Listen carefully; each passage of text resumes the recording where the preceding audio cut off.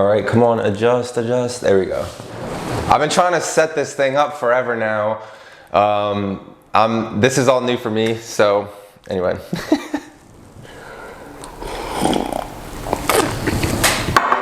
Welcome to my YouTube channel. I'm freaking pumped.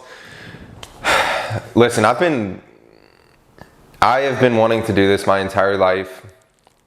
I remember living in a small apartment in Baton Rouge, Louisiana. The rent was $600 a month. I could touch the ceiling of the ceiling in my bathroom. It was just that small. That's how small this place was. And I remember watching people on Instagram like Artemis Dolgan and different fitness influencers that I looked up to and who I thought at the time were just living the life, and they absolutely were, out here and just going to the beach every day and the training, and they were just living the dream. That was all I ever wanted. So this moment right here that I'm sharing with you guys, which if you followed me on Instagram and that's why you're here, thank you so much from the bottom of my heart. You honestly have no idea what this means to me and how much this means to me. But hopefully, after I tell you a little bit about myself, you'll be able to grasp it a little bit. And I hope what I have to say can inspire you and help you reflect on your own life and really understand what you're capable of, and inspire you to just go after whatever it is that you obsess about and think about, because that's really what life is about. And this moment right here is something that I'll always remember and hold super dear to my heart. So let's get into it, guys. The last 2 years of my life have been absolutely fucking insane. So let's take it back to 2019. I was a non-conventional student. I dropped out of school in my early 20s to pursue being a trainer. I started personal training at 18, so I've been doing this stuff. I've been in the fitness industries for a very, very long time. Obviously, I'm new to the online coaching space fairly, and I started my business in 2020. I started my page in 2020, but I've been in the fitness industry for much, much longer than that. I dropped out of school to do all of that. I ended up working a couple different jobs and then going back to school to finish my undergrad in kinesiology. And from that point, I was looking for any way out of Louisiana, and graduate school looked like the key at the time. And I was dating a girl whose family was very academic. Her dad was a professor at LSU. She was looking to go to graduate school as well. So my surroundings were telling me that academia was the way out. And so I was willing to take that route, even though I wasn't crazy about it. So I applied to schools for physical therapy, for chiropractic, and I didn't get into a whole lot of them, but there was one chiropractic school that I got into in San Jose, California. And this was it, baby. I was going to California. This was it. And so I remember the phone call, because this school called me. It was very different. I'll make a whole nother video on this. Chiropractic schools they're very different than regular school. But anyway, the administration called me and said, hey, we're accepting you. We're really happy to accept you. I remember getting that call. I was in Patrick F. Taylor building at LSU, the engineering building, doing some work, and I got that phone call, and I will literally never forget, my whole life was about to change after that phone call. I was moving to California. That was it. It was it. And I remember going to visit the school that summer. I had no money to even fly out there and make it out there. I remember watching my friend's house at the time. She's an OBGYN. Shout out to Joe and Steve if you guys are seeing this. Hope you guys are doing well. I watched their house at the time while they were in Morocco. House sitted for them, dog sat, cat sat, and made enough money to fly over to San Jose. Well, I flew to San Francisco, but the school's in San Jose. So I went out there for a weekend just myself, and I'm gonna have to share some photos. So this one here, I remember just asking some random guy to take this photo of me. This is so crazy. This is so fucking crazy. Just simply being out there I made it. I remember that feeling of holy shit, I'm living, I'm truly, I did it, I made it. this is going to be my life. At the same time, I was terrified because I'd never been anywhere by myself. And I remember the feeling I had of experiencing so much beauty and amazingness that Louisiana doesn't have to offer. And I was in California, experiencing all this for the first time. And I was also alone, so it was kind of like, damn, I don't have anyone to experience this with. So it's kind of like a sad, scary feeling at the same time, which I knew very well. It was just a realization of like, oh shit, I'm about to embark on this journey alone. And I spent the entire weekend in San Francisco. I barely spent any time, just checking to make sure this camera's on. I barely spent any time in San Jose, which is where the school was, because I was just soaking in California. I didn't give a fuck about school. I just wanted to move out there to be in California. I spent time training at World's Gym, which was heaven to me. There's no good gyms in Louisiana. And then I remember sitting on the cliffs, looking at the Golden Gate Bridge, looking out at the water,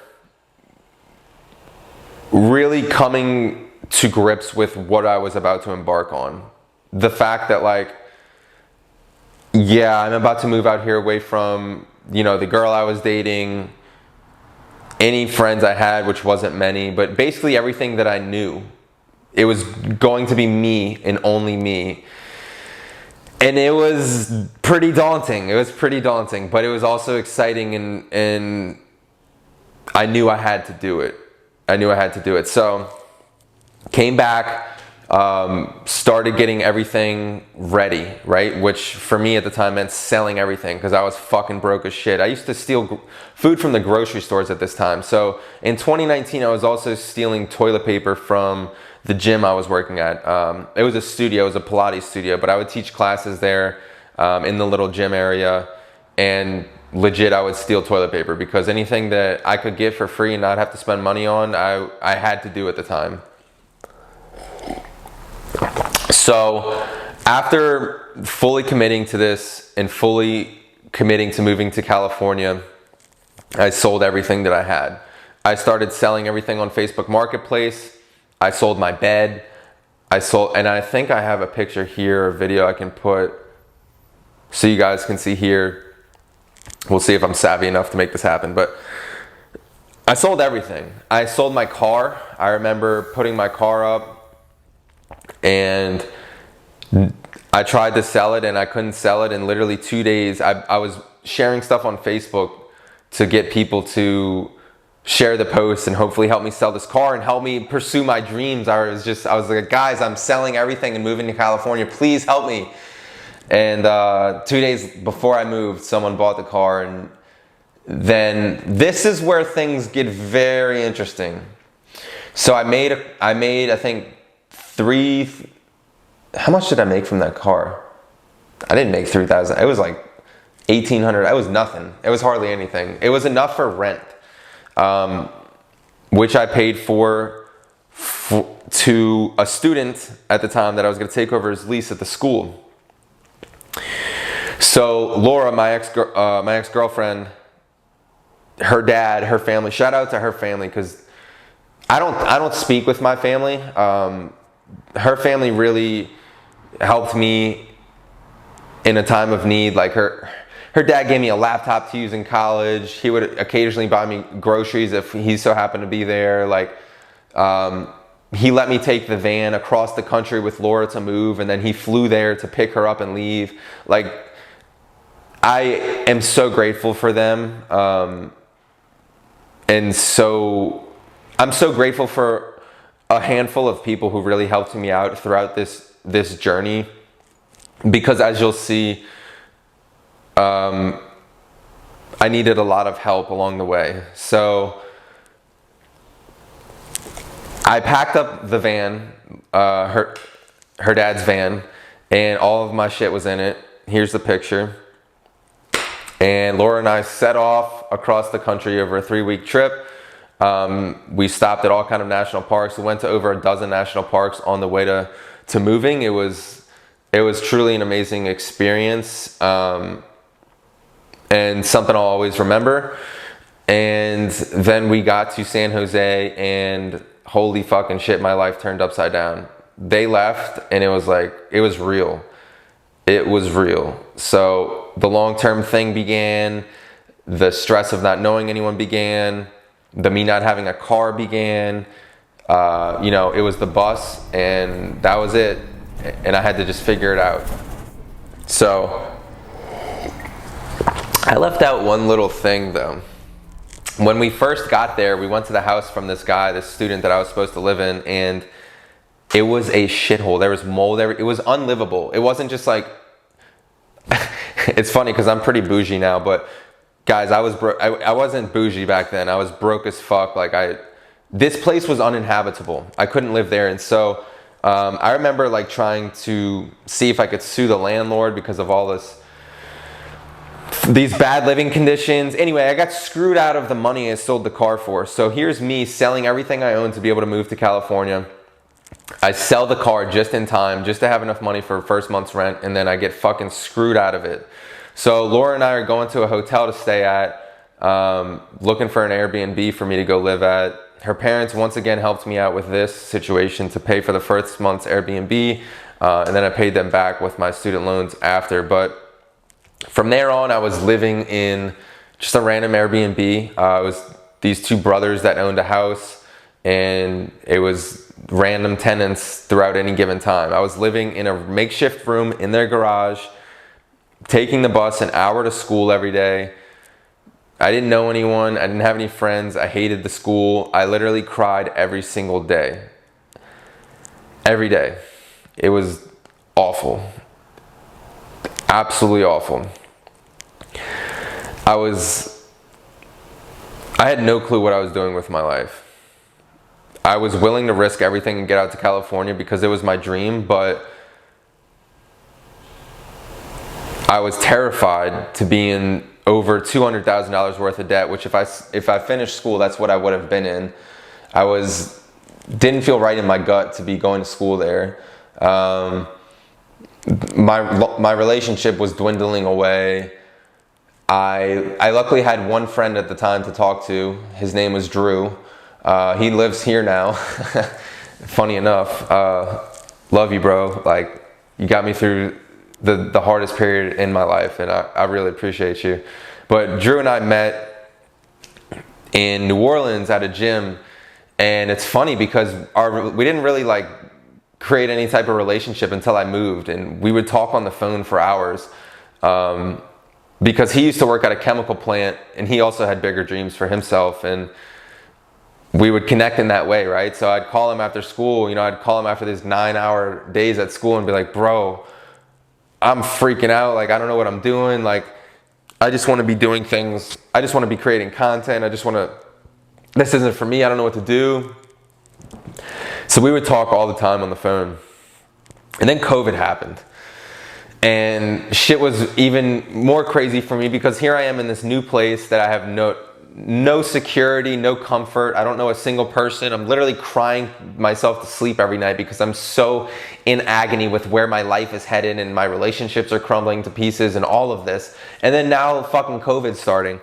So I called someone up who I'm no longer friends with at the time, but once again, I will say, I do appreciate this person. I do appreciate, if they're watching this, they'll know who they are. I do appreciate the things that you guys did for me over the years, giving me a place to stay when I needed it, when things were not good with my family.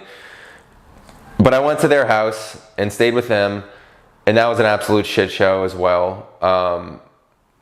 So this was move number 3. Moved 7 times in 2020. This was move number 3. So their relationship wasn't doing great in the house. It was very high tension, not a good place for me to be. I was 2 weeks into living there. My girlfriend at the time called me and broke up with me from Australia in the literally when the pandemic was starting. It was insane. I had so much bad shit that I was dealing with that at this point, I reached a point of rock bottom that if I had a gun, if I owned a gun, I probably would have taken my life. I'm just being honest. That's how bad it was. And yeah.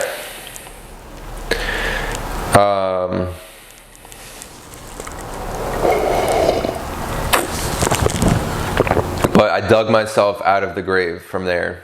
And now that I was back in New Orleans, I could at least see Drew and hang out with him and have some positive reinforcement for the things that I wanted to be doing in my life, because, you know, Drew was always working on those things as well, with creating content and bodybuilding and all of this stuff. So, you know, he was really there for me to help pull myself out the grave and get myself back on my feet and get going. And then from there, it was really just realizing, okay, this is my story. Like, I'm writing a story right now, and I'm the main character. I'm that motherfucker. That this is going to be a story, and this is just chapters in my story. You're gonna want to stay here and keep listening, because this is literally, shit is just getting started in the conundrum of shit. So from this point on, that living situation fell through. I couldn't move in with Drew because he was moving. Couldn't move in with my brother because he lived with his fiance and another roommate at the time. I wasn't speaking to my parents. I was calling everyone. And being like, hey, can I come live on your couch? Because I had nowhere to go. I had no car. Again, I dropped everything and moved to California, and here's this pandemic, and I'm just I have no place to stay. I have no fucking home. So couldn't find a place, had to call my parents who I hadn't spoke with in a year. I had to beg them to stay at their house. So here's move number 4. And I go move in with my parents, and it was absolutely fucking awful, as you can expect. There's a reason that I wasn't speaking with them, and there's a reason that I still do not speak to them. So that was an absolute shit show. I was utterly miserable. Had to deal with my dad just pointing out what a pathetic piece of shit he thought I was, because I wasn't working, I wasn't doing anything, I was moping around because I was grieving the loss of a relationship. I was also grieving and just in a bad place, super depressed. Like I said, I probably would have taken my life weeks earlier if I had a gun. Meanwhile, I had to deal with him, had to deal with living at home. I started driving for DoorDash just to make some extra money. Things blew up again at that living situation, and here comes move number 5, I believe, to my brother's house. And this is where I really started mentally getting to a place of building myself up again, and I'm that motherfucker. Like, this is my Rocky story. This isn't my life. Like, fuck this shit. I lived on his couch for a month, and all I did was work out, smoke weed, drive for DoorDash, and then just like contemplate my life, figure out what the fuck am I going to do from here. Now, during all of this, I was still technically in school, so I had student loans, and that's all I was living off of, right? So I used the student loans that I did have to buy this camera that I'm talking to you through, which is $3,000. And again, at the time, I couldn't even afford to live anywhere. I was living on people's couches. I didn't have a car. And then I spent the only money I had on this camera to solidify the fact that I'm that motherfucker sitting here talking to you guys when I used to be a broke little bitch with nothing to show for himself. And when I made that decision, it was full on, this is my motherfucking story. Like, I'm gonna die or make this happen. And obviously I made it happen because I'm sitting here talking to you, but I remember just starting to learn how to use my camera when I was at my brother's house as well, and just starting to learn how to do content, and it was really shitty, and I had no idea what I was doing. And then from there, it was like, all right, I gotta get the fuck out of here. I can't keep living on people's couches. This is the 5th time I've moved this year. I gotta go. I can do this online school shit anywhere. So I was like, all right, I just need to keep getting these student loans and staying in school as long as possible so I can figure shit out and make something happen. So I was like, all right, I can do this online school shit anywhere because it's COVID. And then I moved to, I remember deciding to move to San Diego, I was looking at how close was I to Stearns, which is an old school bodybuilding gym out here, and then how close am I to Costco, because I once again didn't have a car. I needed to know how long it would take, and it was about an hour and 10 minutes to the gym from this place that I found, and an hour to the beach, and then like 45 minutes to Costco. So I moved to this place, 6th move on the year, and it was a shit show. It fell through. The place was a total dump. It had like one pan to cook with. It was a total bullshit listing on Airbnb. I ended up calling Airbnb and got out of it for multiple reasons, and they comped part of my arrangement. And then here's my 7th move to the Airbnb from a young married couple who I lived with for nearly 6 months, and finally a good living arrangement for me. These people were good people, and I lived with them for a while. I lived in a bunk bedroom and figured out fucking life. And here's where things get real crazy. So at Stearns, I met someone.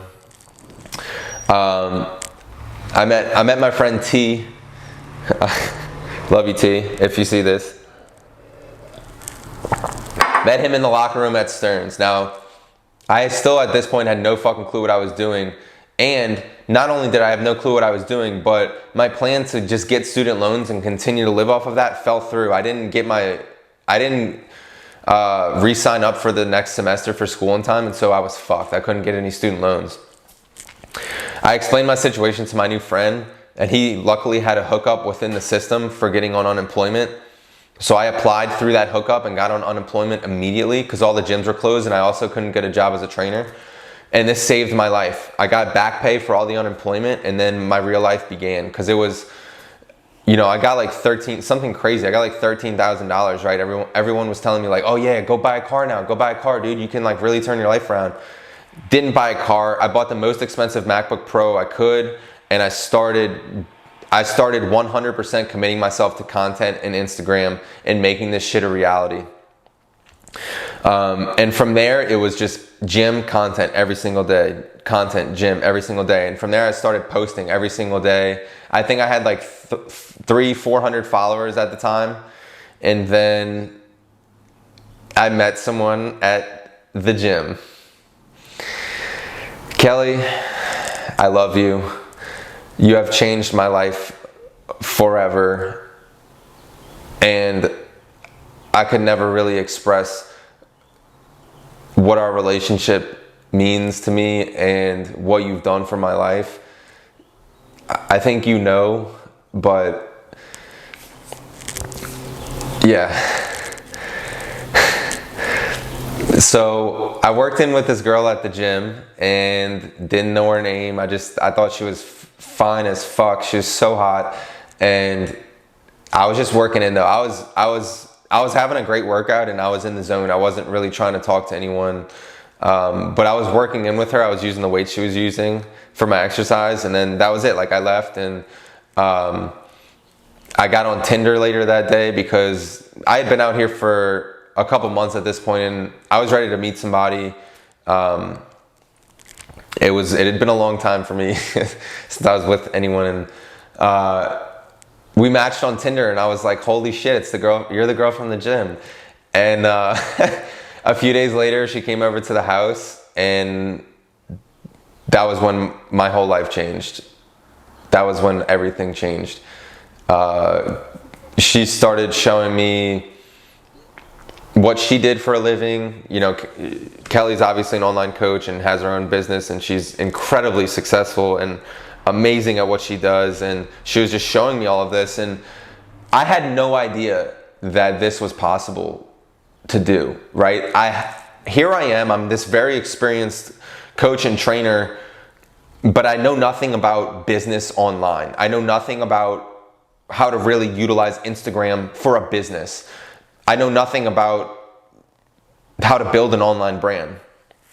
But she's just talking to me and telling me about herself, telling me about her background, showing me what she does for a living. And my jaw is just on the floor. I'm like, holy fuck.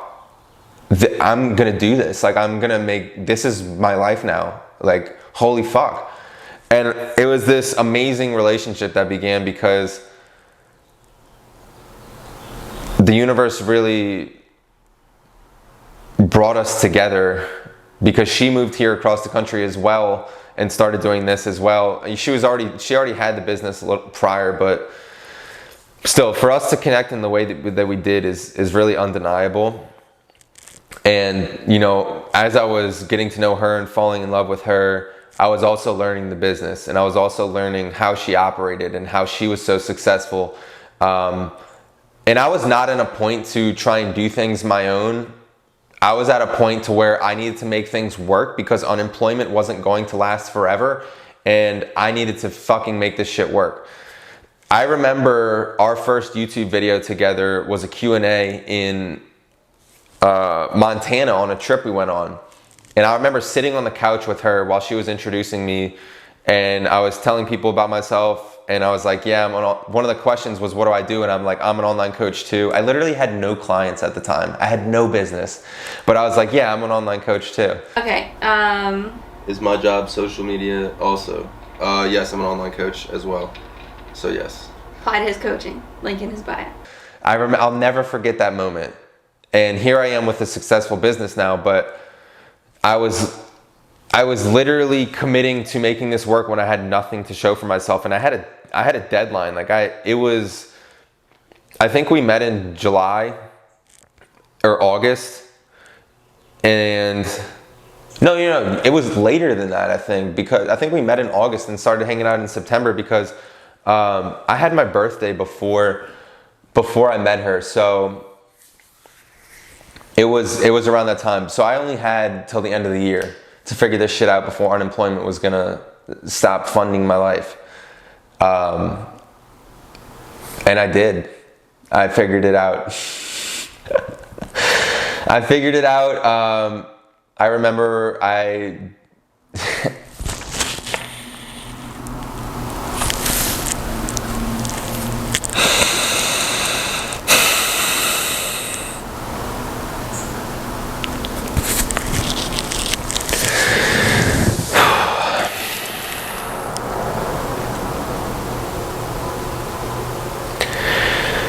remember sitting in that bedroom in that Airbnb every single night, meditating to this song that I would listen to over and over again, and telling myself that it was there. I had these things, and I didn't have any of them. I had just moved for the 7th time in 1 year after my life had crumbled to pieces. And I just kept believing in myself. I wouldn't accept anything else life had to give me because I had felt so much agony and so much stress and so much sadness doing all of these things and going through all these experiences that weren't fulfilling me, and I knew they did not fill my soul like what I wanted to do does, and what I'm doing now does. And I committed my thoughts to that, and without that belief and without that thought pattern, I never would have met Kelly. I never would have gotten myself here. And I kept on writing my story, and from there, we started dating and fell in love, and I knew that we would move in together quickly because it made sense. She was living in an apartment with people that don't do social for a living, and when you do social media for a living, you're pretty much always on. You have to be. If you're running a business, I by no means sit on my ass and go play on the beach every day just because I live in San Diego. Like, I run a business. I still have to train and stay in shape because I love to, and it's also part of my business. I still have to create content for that business, and then I still have to have a presence on social media. So it's very much an all-day thing that if you're not in the right environment, it will forever hinder you and your success. So if you're someone that's wanting to do this for a living, you have to get into an environment that's suitable for your goals. That's really with anything, but especially with this. There's no way in hell I could have ever done this in Louisiana, nor would I have wanted to. But anyway, she was in this apartment with 2 people that just had normal 9 to 5s and like didn't make sense for her. So I knew we were gonna get a place together. And then I, you know, became Coda's dad. Come on, up, up, up. Good boy, good boy. So, all right. I have to say that it's going to take me a while to get good at telling this story, and it's almost, yeah, I don't feel like I even do myself justice with how I just explained it. I'm really am so proud of myself. It's really hard. I don't think we give ourselves enough credit in life sometimes, but I'm really proud of myself for what I've been able to accomplish and where I came from, because only I know how bad it was, and only I know, you know, all the shit I had to go through, with all the times where, I mean, to go from not speaking to your parents to having to live with them to not speaking to them again to, you know, they weren't even at my brother's wedding, going through a breakup at the beginning of COVID while I'm moving back, living with people on their couches and having to move. I didn't even have a place to fucking stay. All the meanwhile, I don't know what I'm doing with my life, and I'm broke and I have no direction and I don't know what I'm doing. To risking whatever risking it meant. I mean, I was risking, right? But I was already at rock bottom. So to me, it was like, let me do this and try and be happy. Buying my camera with all the money I had left on student loans, and then, you know, booking a one-way ticket to San Diego and leaving with 3 bags, having all these living situations fall through, and just clawing my way onward and forward, and living and being in the moment out here and fucking living, man. Like, fuck. I really living, Coda. Like this guy. I'm so fucking proud of myself. I'm so proud of myself. And guys, I'll never forget the moment when, before I met Kelly, before I met anyone, I was just by myself out here, but I swam very far out in the ocean past the pier and was just treading water out there by myself. And I do this a lot during the summer, and when you're out there, you can't hear anything but just the water moving around you. You can't hear anyone because you're so far out. And I'll never forget how that felt. I'll never forget that moment of pure bliss. It was the greatest moment of my entire life, and nothing will ever touch it. Because in that moment, I was free. In that moment, I was me. In that moment, I was living the life that I wanted to live for 28 years up until that point. I was finally doing it. And I can honestly say that it was the best moment of my life, and I can't do it justice. I can't. I hope that you guys listen to this and take something from it. I do just want to like tell you a little bit about myself with this, but I also want to inspire you to go after shit in your own life and really take charge of your own life, because so much is possible. So much has changed for my life, guys. It's truly insane. It's truly insane. But I'm going to end it here. Hopefully I can get into more concise detail with this at a later time, after kind of getting back into the swing of things and creating some momentum and skill with speaking and being on YouTube. But yeah, again, I just want to thank you guys for following me. I want to thank you so much for your support. It means the world to me. So go make your own story. Go write your own story. This is just the beginning for me. I'm literally just getting started. So you're definitely going to have a whole lot more to see here and a whole lot more to watch. So make sure you like this video and subscribe to the channel, because I'm not going anywhere. These videos will be a regular thing, as well as training videos, nutrition videos, and anything else you guys want to see. Comment below on some things you want to see on the channel. But again, go write your story. All right, guys, I'm out.